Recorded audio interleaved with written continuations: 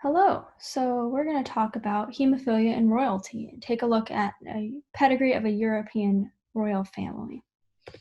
So I was inspired by Victoria on PBS.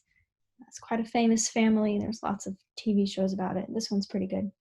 Starting off, we have Prince Albert and Queen Victoria, and their three kids. One has hemophilia, the others are unaffected.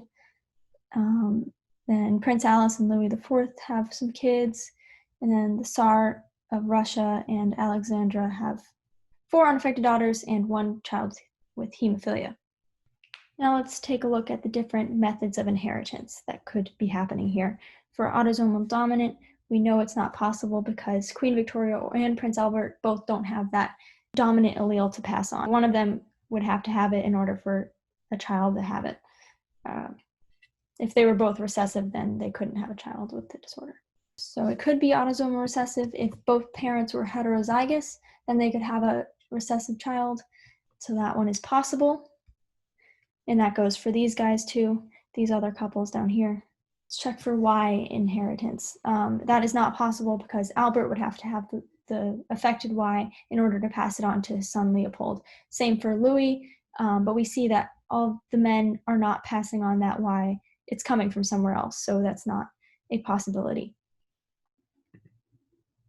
So then we have X-linked dominant, which is not possible because these two are both unaffected. They don't have the dominant allele in order to pass it on to their children, even if it's on the X chromosome. So that one is also not a possibility.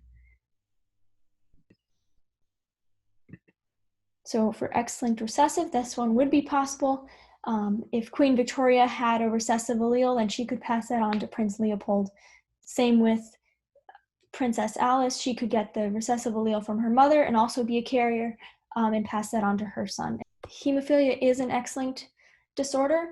Through Queen Victoria, it was passed down to the royal families of Germany, Spain, and Russia.